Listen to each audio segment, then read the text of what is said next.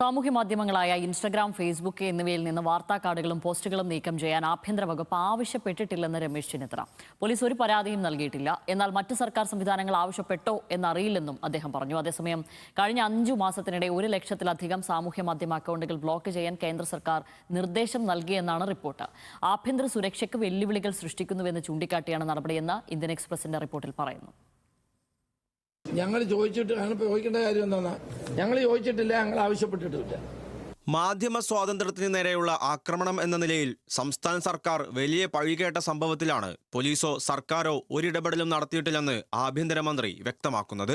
വാർത്താ കാർഡുകൾ മാറ്റിയ സംഭവത്തിൽ പോലീസ് ഒരു കാര്യവും ആവശ്യപ്പെട്ടിട്ടില്ലെന്നും ചെന്നിത്തല പറഞ്ഞു. പക്ഷേ മറ്റാർക്കെങ്കിലും പങ്കുണ്ടോ എന്ന് അറിയില്ലെന്നു കൂടി അദ്ദേഹം പറഞ്ഞതോടെ ചോദ്യങ്ങൾ ബാക്കിയായി. പോലീസ് ഏതായാലും ആവശ്യപ്പെട്ടിട്ടില്ല, ഗവൺമെന്റ് ആവശ്യപ്പെട്ടിട്ടില്ല. മെറ്റ എന്തുകൊണ്ട് മാറ്റിയെന്നുള്ളതിന് നിങ്ങൾ അവരോട് ചോദിക്കേണ്ട കാര്യമാണ്. നമ്മൾ ഔദ്യോഗികമായിട്ടോ അനൌദ്യോഗികമായിട്ടോ മെറ്റയോട് ഒരു മെസ്സേജും അല്ലെങ്കിൽ ഏതെങ്കിലും കാർഡുകൾ നീക്കം ചെയ്യണമെന്ന് ആവശ്യപ്പെട്ടിട്ടില്ല.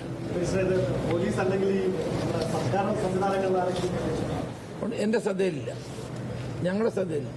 പ്രാദേശിക നിയമ സംവിധാനങ്ങൾ ആവശ്യപ്പെട്ട പ്രകാരമാണ് പോസ്റ്റുകൾ നീക്കം ചെയ്തതെന്ന് ഫേസ്ബുക്കിന്റെയും ഇൻസ്റ്റഗ്രാമിന്റെയും മാതൃകമ്പനിയായ മെറ്റ കഴിഞ്ഞ ദിവസം സ്ഥിരീകരിച്ചിരുന്നു. അതേസമയം കഴിഞ്ഞ മാർച്ച് മുതൽ ജൂലൈ വരെയുള്ള കാലയളവിൽ ഓരോ മിനിറ്റിലും 1 എന്ന തോതിൽ സമൂഹ മാധ്യമ അക്കൗണ്ടുകളും പോസ്റ്റുകളും ബ്ലോക്ക് ചെയ്യാൻ കേന്ദ്ര സർക്കാർ നിർദ്ദേശം നൽകിയതായി ദേശീയ മാധ്യമങ്ങളുടെ റിപ്പോർട്ട്.